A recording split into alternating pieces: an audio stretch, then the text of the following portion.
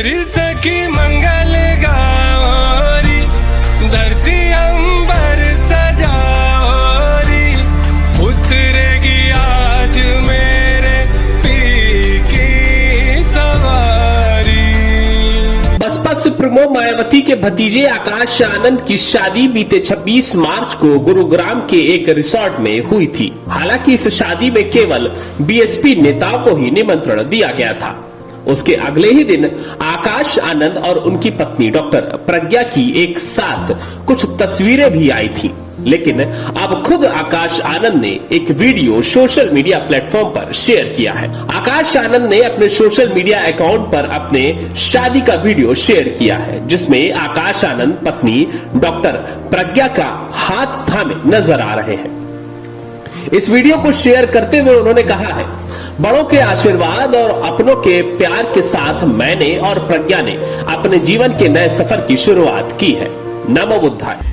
मेरी सखी मंगल गाओरी, धरती अंबर सजाओरी, उतरेगी आज मेरे पी की सवारी। ऐरी कोई काजल लाओरी, मोहे काला टीका लगाओरी, उनकी छब से देखूं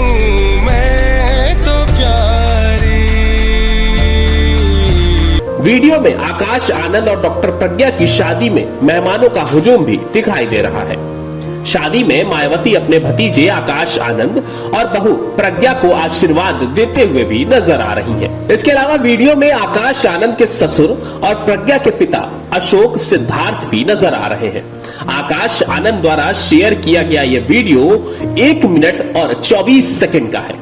बीएसपी द्वारा वीडियो शेयर किए जाने के बाद सोशल मीडिया पर बधाई देने वालों का तांता लग गया है। बीएसपी के समर्थकों के अलावा बड़ी संख्या में सोशल मीडिया यूजर्स उन्हें शादी की शुभकामनाएं दे रहे हैं। दरअसल आकाश आनंद की पत्नी डॉक्टर प्रज्ञा बीएसपी के पूर्व सांसद अशोक सिद्धार्थ की बेटी है। इस शादी में बीएसपी नेताओं के अलावा शिरोमणि अकाली दल के नेता सुखबीर सिंह बादल और उनकी पत्नी हरसिमरत कौर बादल भी शामिल हुई थी। बता दें कि शादी के बाद 28 मार्च को नोएडा में इन दोनों का रिसेप्शन भी हुआ था। रिसेप्शन की भी कुछ तस्वीरें सामने आई थी। टेक्स्ट रिपोर्ट अटल टीवी।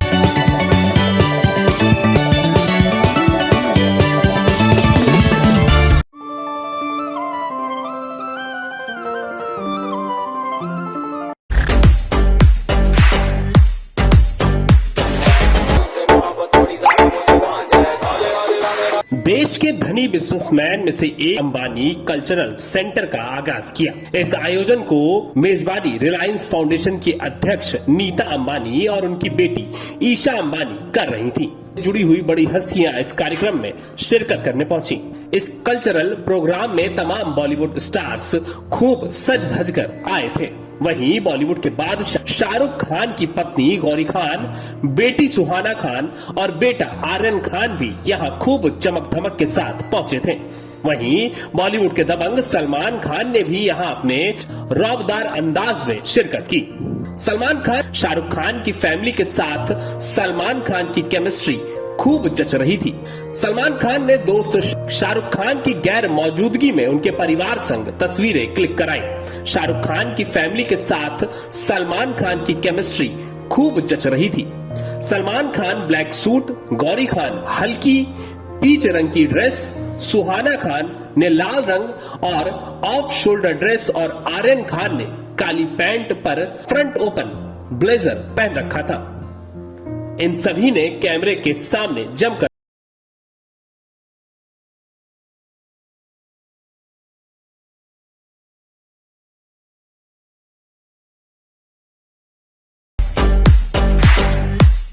अब इस विशाल इवेंट में सलमान खान को शाहरुख खान की फैमिली संग पहली बार देखने पर शाहरुख खान और सलमान खान के फैंस के चेहरे खिल उठे हैं। इन दोनों स्टार्स के फैंस अब जमकर खान परिवार की तस्वीरों को लाइक कर रहे हैं।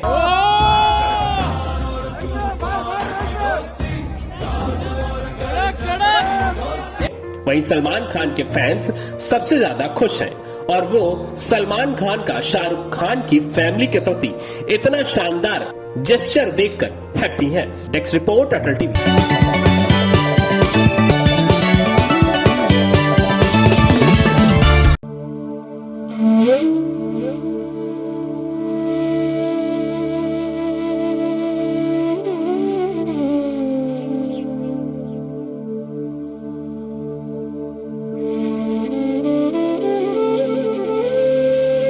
लखनऊ में विराट रुद्र महायज्ञ का साधु संतों द्वारा आयोजन 22 अप्रैल से होने वाला है, जिसका उद्देश्य विश्व कल्याण और विश्व शांति के लिए है। इसका संचालन सोनभद्र से आए भिखारी बाबा करने वाले हैं। वहीं आपको बता दें कि आज लखनऊ के महाकालेश्वर मंदिर में भिखारी बाबा पहुंचे, जहां पर उनका फूल माला पहनाकर स्वागत सम्मान किया गया। इस दौरान हमारी टीम ने मौके पर पहुंचकर महायज्ञ का उद्देश्य जाना और भिखारी बाबा से बातचीत भी की। देखिए रिपोर्ट। विश्व के कल्याण के लिए साधु संतों द्वारा एक खास कदम उठाया गया है, वो है कि गोमती तट पर महायज्ञ का आयोजन किया जा रहा है। आज हमारे साथ लखनऊ में जो है भिखारी बाबा मौजूद हैं, वो आ चुके हैं इस मंदिर में। बताया जा रहा है कि ये मंदिर करीब 350 साल पुराना है। हम आखिर इसका उद्देश्य क्या है यज्ञ का, कैसे क्या लगता है, क्या उद्देश्य है इसका? अपना उद्देश्य पूरे विश्व को एक सूत्र में बांधने का है। हम विश्व गुरु हैं, रहेंगे, बने रहेंगे, लेकिन जब हमारा भाव वसुधैव कुटुंब के अनुसार जब काम करेगा तब हम वो हैं और रहेंगे।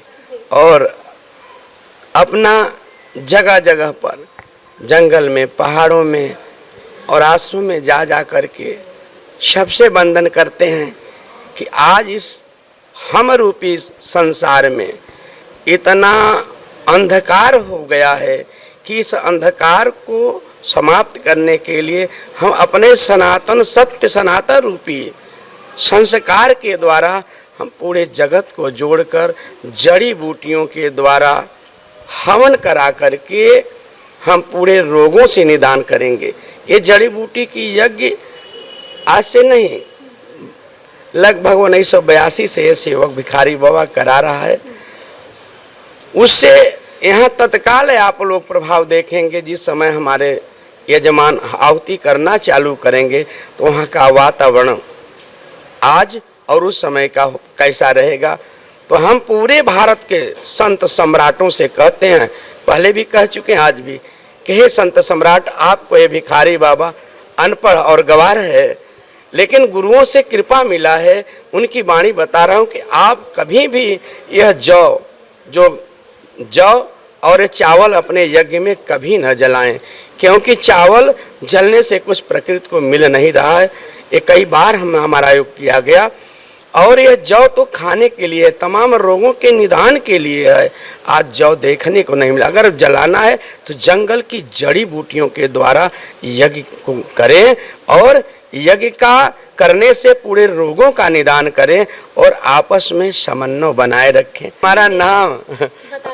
हमारा नाम भिक्षु भिखारी जंगली रमाशंकर दीनबंधु गिरी जी महाराज है।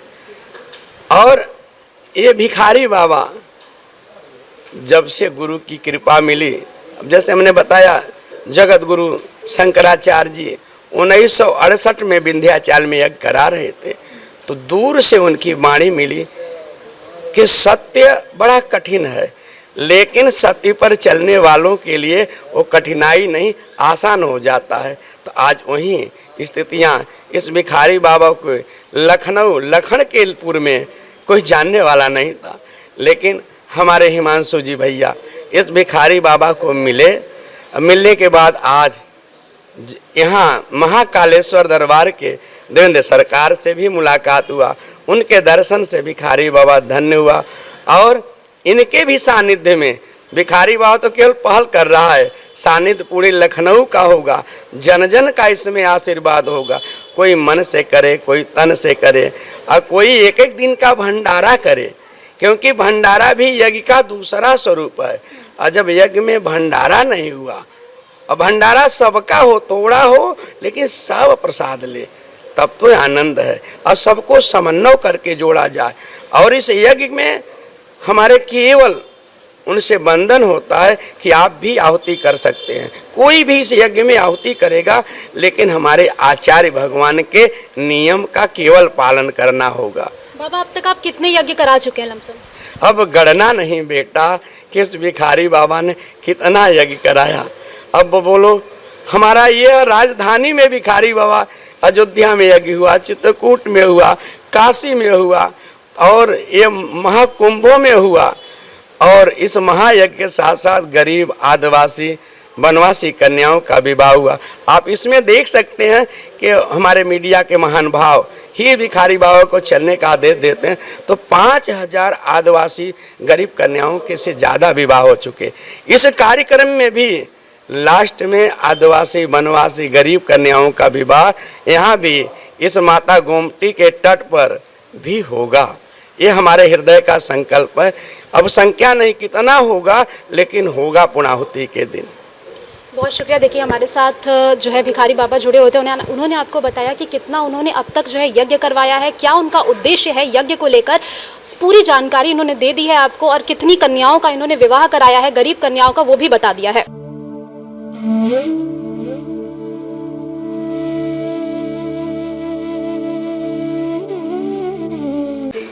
पधारे हुए संतों का, पधारे हुए महात्माओं का, विद्वानों का हम महाकालेश्वर तपोभूमि गुरुकुल संस्कृत विद्यालय की ओर से हार्दिक अभिनंदन एवं स्वागत करते हैं। और एक बार बच्चों से चाहेंगे, ऋषि कुमारों से, कि इन सभी महात्माओं का, संतों का, विद्वानों का अपने करतल ध्वन से स्वागत करें। तीर्थ भूता ही साधवा कालेन तीर्थम फलति सद्यः साधु समागमा। सद्यः माने तुरंत ही। साधु नाम दर्शनम पुण्य, साधु का दर्शन ही पुण्य फलदायी होता है। तीर्थ भूता ही साधवा, साधु कैसे होते हैं? तीर्थ के समान होते हैं।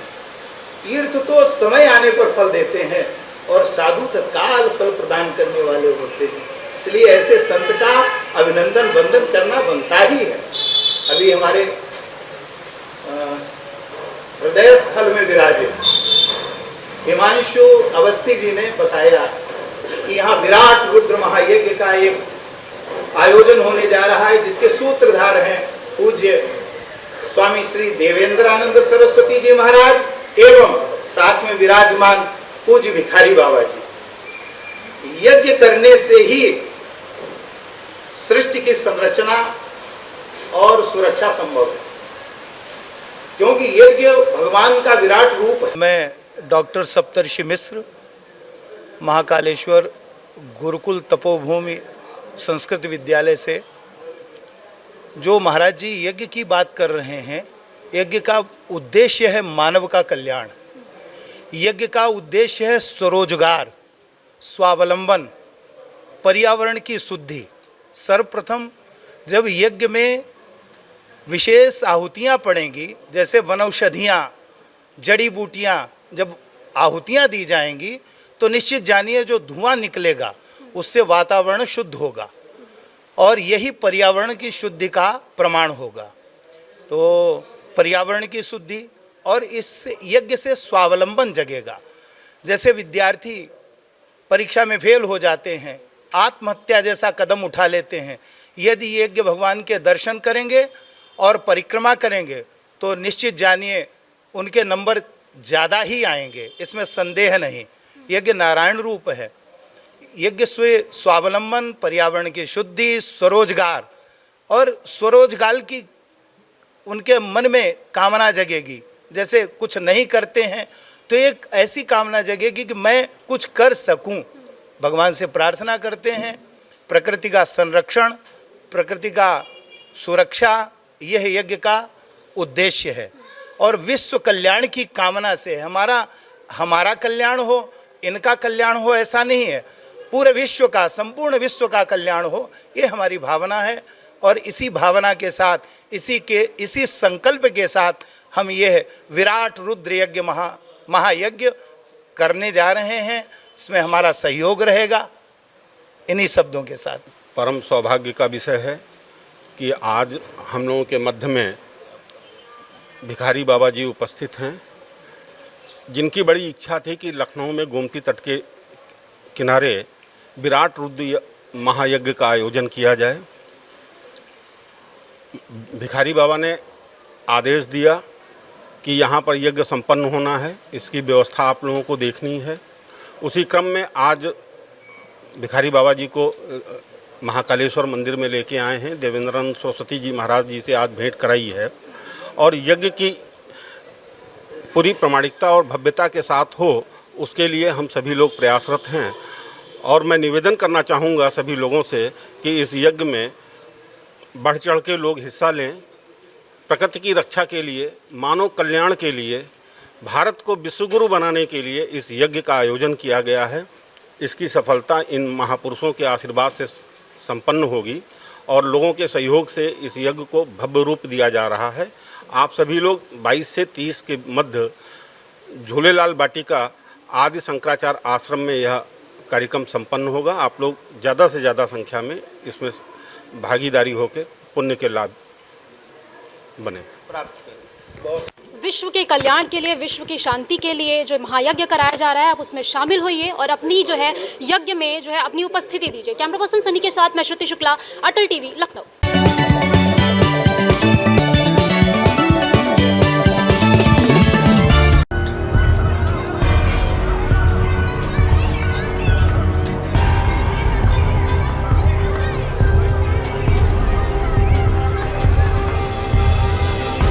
ये देखिए जनाब, चाटे पे चाटे बज रहे हैं और कायदे से एक दूसरे की कुटाई हो रही है। ये नजारा किसी दो रेसलर्स के बीच का नहीं बल्कि सास बहू का है, जहां कौन किसको कब पटक कर समेट दे ये कह पाना मुश्किल है, समझ नहीं आ रहा है। दरअसल औरैया जिले के बिधुना कोतवाली का एक हैरान कर देने वाला मामला सामने आया है, जहां एक महिला अपने मायके रहती थी और उसका पति अपने बेटे को लेकर घर आ गया था। बस इसी बात की शिकायत करवाने के लिए उसकी पत्नी और उसकी मां पुलिस थाने पहुंचती है। तभी सामने से उसकी सास भी आ जाती है और ऐसे में दोनों का आमना सामना हो जाता है। उसके बाद फिर क्या था, जमकर देखने को मिलती है मार कुटाई। आपको बता दें कि सोशल मीडिया पर यह वीडियो बहुत ज्यादा वायरल हो रहा है, जो कि 31 मार्च की शाम का बताया जा रहा है, जिसमें बाल नोच नोच कर एक दूसरे को मारती हुई सास बहू नजर आ रही हैं। इनको छुड़ाने में पुलिस के भी पसीने छूटते हुए दिखाई दे रहे हैं। कड़ी मशक्कत के बाद दोनों को अलग तो कर दिया गया, लेकिन अलग होते ही फिर दोनों एक दूसरे के ऊपर टूट पड़े। कोतवाली में दोनों पक्षों के महिलाओं का सोशल मीडिया पर मारपीट का प्रसारित खबर में प्रकरण इस प्रकार है कि दोनों पक्षों में पति पत्नी का आपस में विवाद था, जिसमें पति पक्ष अपने बड़े लड़के 3 साल के जिसको लेकर के अपने घर पर आए थे, जिसमें पत्नी पक्ष में पत्नी एवं उनकी मां बिधुना कोतवाली में आकर के अपना शिकायत दर्ज करा रही थी। तत्काल उसी समय पति की मां भी आकर के बिधुना कोतवाली में अपना शिकायत दर्ज करा रही थी, जिसमें दोनों पक्ष आपस में आमने सामने हो गए। दोनों पक्षों में पहले कहासुनी एवं बाद में मारपीट की घटना हो गई, जिसमें बिधुना कोतवाली की महिला सब इंस्पेक्टर द्वारा आकर के प्रकरण को शांत कराया गया एवं दोनों पक्षों की तरफ से तहरीर के आधार पर आवश्यक विधिक कार्रवाई की जा रही है। डेस्क रिपोर्ट, अटल टीवी।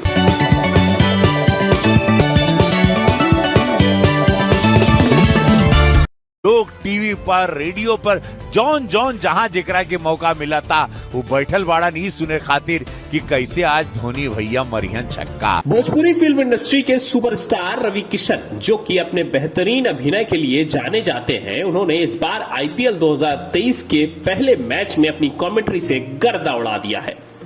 आईपीएल 2023 का पहला मैच, जो कि चेन्नई सुपर किंग्स और गुजरात टाइटंस के बीच खेला गया है, लेकिन मैच से ज्यादा लोग ध्यान रवि किशन की भोजपुरी कमेंट्री पर लगाए हुए हैं। अभिनेता रवि किशन की कमेंट्री दर्शकों को काफी पसंद आई है। उनकी कमेंट्री सुनकर दर्शक गदगद हो गए हैं और उनकी कमेंट्री को लेकर यूजर्स ने सोशल मीडिया पर अपने अपने रिएक्शन भी दिए हैं। यूजर्स ने ट्विटर पर रवि किशन की भोजपुरी कमेंट्री को लेकर काफी मजेदार कमेंट्स किए हैं।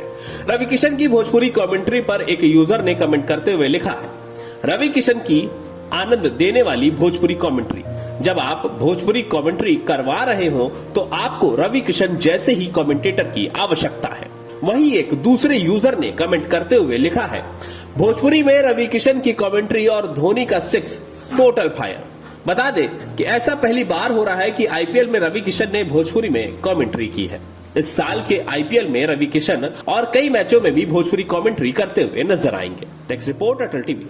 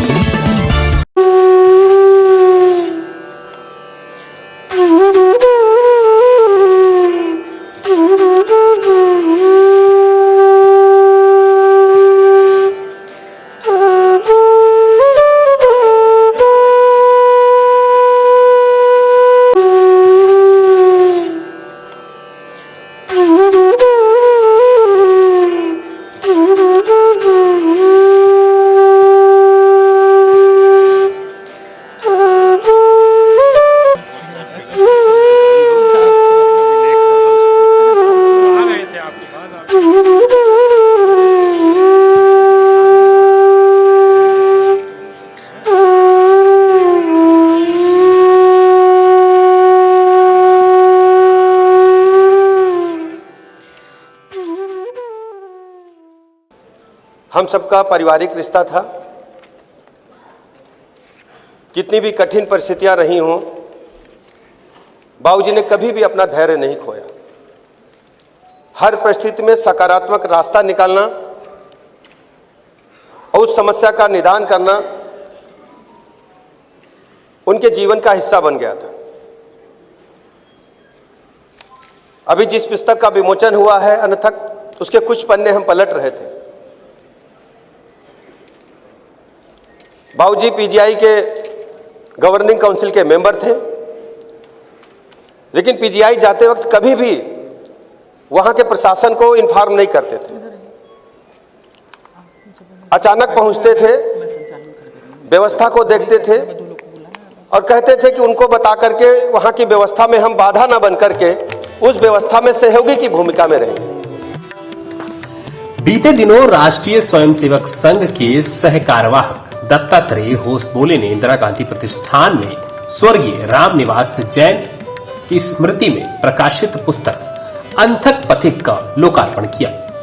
इस दौरान इस कार्यक्रम में स्वर्गीय रामनिवास जैन की पत्नी शशि जैन और उनके पुत्र शरद जैन, बहू रश्मि जैन, साथ ही उत्तर प्रदेश के उप मुख्यमंत्री ब्रजेश पाठक और विद्या भारती के राष्ट्रीय सह संगठन मंत्री यतीन्द्र उपस्थित रहे। इस अवसर पर सर कार्यवाहक दत्तात्रेय होसबोले ने कहा, हमें इस बात का आभास नहीं था कि जैन साहब को इतनी जल्दी श्रद्धांजलि देनी पड़ेगी। वो समाज का कार्य करते करते हमारे बीच से चले गए। सर कार्यवाहक ने स्वर्गीय रामनिवास जैन के साथ बीते हुए समय को याद करते हुए कहा, थोड़े ही समय में वो मेरे बहुत नजदीक आ गए थे। उनसे मिलने के बाद लगा कि जैसे वो बहुत पहले से हमारे परिचित रहे हो। रामनिवास जैन समाज कार्य के पथ पर चलते चलते समाज के पथ प्रदर्शक बन गए। उन्होंने नया पथ बनाया जिस पर सबको चलना चाहिए। वो सबसे आत्मीयता और स्नेह से मिलते थे। मृदभाषी होना उनकी पहचान थी। यही उनका सामाजिक जीवन था। अगर हम उनके कुटुंब और परिवार को देखेंगे तो वो एक सदगृहस्थ थे। दत्तात्रेय होसबोले ने कहा कि संघ और समाज के लिए वो कार्य करते करते अपने परिवार के लिए समय चुरा लेते थे। वो एक सफल व्यवसायी थे। संघ के संघ कार्यवाहक के नाते समाज के लिए उन्होंने जो किया वो प्रेरणा है। सर कार्यवाहक ने कहा कि वो कभी भी अपने कर्तव्य पथ से विचलित नहीं हुए। उन्होंने समाज के सामने सेवा का एक अनुपम उदाहरण प्रस्तुत किया है। वो सिर्फ लखनऊ और उत्तर प्रदेश के लिए नहीं सोचते थे, बल्कि उनके विचार में समग्र देश होता था। स्वर्गीय रामनिवास मन, कर्म और वचन से स्वयं सेवक थे। वे आजीवन अंतक पथिक रहे। तेरा वैभव अमर रहे, मां हम दिन चार रहे ना रहे, ऐसे वाक्यों को उन्होंने सार्थक किया। स्वर्गीय जैन साहब के संदर्भ में कई आयामों में उनके व्यक्तित्व की विशेषताओं के बारे में हमने स्मरण किया, याद किया।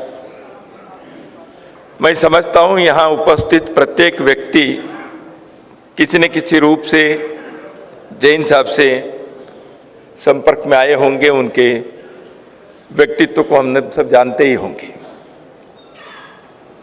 वैसे ये कार्यक्रम थोड़ा सा देरी से हुआ है।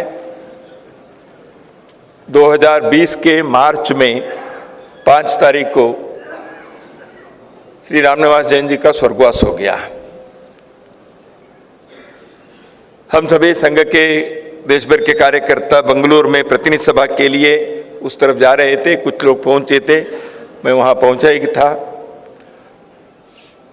लेकिन वो प्रतिनिधि सभा बैठक नहीं हो पाई क्योंकि कोविड के महामारी प्रारंभ हो गई,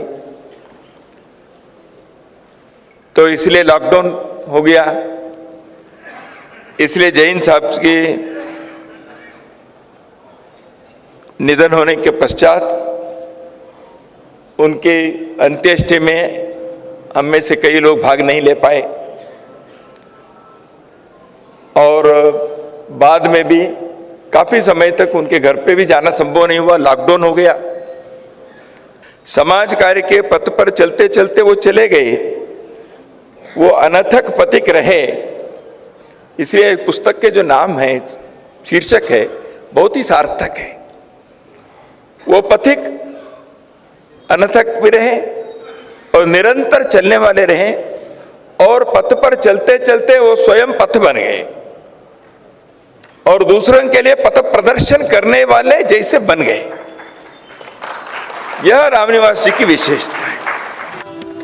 विश्व हिंदू परिषद के संरक्षक दिनेश ने कहा कि रामनिवास जैन फेसलेस वर्कर और रेडी फॉर सेल्फलेस थे। कभी वो कोई आकांक्षा नहीं रखते थे। दिनेश ने कहा कि वो निजी स्वार्थ को एक तरफ रखकर पूरी तमन्ना से, तन मन धन से काम करते थे। 2 वाक्य उनके लिए ज़्यादा व्यवहारिक होंगे।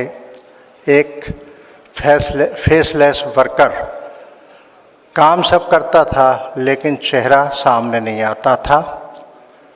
दूसरा, रेडी फॉर सेल्फलेस सर्विस, कभी व्यक्तिगत अपने लिए अपेक्षा नहीं की, किसी प्रकार की इच्छा नहीं की। मैं जानता हूं कि राजनीतिक क्षेत्र की दृष्टि से भी उनको कुछ कहा गया ऐसे हाथ जोड़ लेते थे। विद्या भारती के अखिल भारतीय सह संगठन मंत्री यतीन्द्र ने कहा कि काम करते करते वो कभी थकते नहीं थे। कठिन से कठिन काम को वो बड़ी सरलता से करते थे। यतीन्द्र ने कहा कि उनके व्यक्तित्व को किसी एक पुस्तक पे पिरोना संभव नहीं है। पुस्तक का शीर्षक है अनथक। वैसा ही जीवन उन्होंने जिया। कभी वो थकते नहीं थे। रात हो दिन हो, किसी भी प्रकार का कोई काम हो, संगठन का हो, समाज के किसी बंधु का हो, कभी उनके सामने ना नहीं रहता था। कठिन से कठिन कार्य वो बहुत सहजता से, सरलता से करते थे और किसी भी प्रकार का उस कार्य को करने में कोई मुझे श्रेय मिलेगा यह आकांक्षा कभी उनकी रहती नहीं थी। राष्ट्रीय स्वयंसेवक संघ पूर्वी उत्तर प्रदेश क्षेत्र के सह क्षेत्र संघ चालक राजकुमार वर्मा ने कहा कि वो सच्चे अर्थों में स्वयंसेवक थे। वो निरपेक्ष भाव से काम करते थे। उनके जैसे निरपेक्ष भाव से काम करने वाले लोग कम मिलते हैं। जिन लोगों ने रामनिवास जैन के साथ काम नहीं किया है, उनके लिए यह ग्रंथ प्रेरणा का केंद्र बनेगा। ऐसा निष्प्रिय व्यक्ति काम करते मैंने कोई देखा नहीं। सच्चे अर्थों में स्वयंसेवक थे। शाखा जाते तो मैंने नहीं देखा उनको, संघ के कार्यक्रमों में जाते देखा, लेकिन स्वयंसेवक की जो गुण गिनाए गए हैं उसमें एक बात कही गई, निरपेक्ष भाव से काम करना। इसमें वो मैं उनके जैसा साधारण तौर पर किसी को पाता नहीं। राष्ट्रीय स्वयंसेवक संघ पूर्वी उत्तर प्रदेश क्षेत्र के क्षेत्र प्रचारक अनिल ने कहा कि व्यक्ति तो चले जाते हैं लेकिन उनकी कृतियां रह जाती हैं। रामनिवास जैन जी का जीवन बहुत सरल था, उनके जीवन से प्रेरणा लेनी चाहिए। रामनिवास जैन संघ के कार्यकर्ता थे, उनके सेवा कार्य से वे प्रत्यक्ष रूप से जुड़े रहे। कार्यक्रम की अध्यक्षता करते हुए रामकृष्ण मठ के अध्यक्ष स्वामी मुक्तिनाथानंदन महाराज ने कहा कि स्वामी विवेकानंद ने कहा था कि जो दूसरों के लिए जीता है वो जीवन ही सार्थक होता है।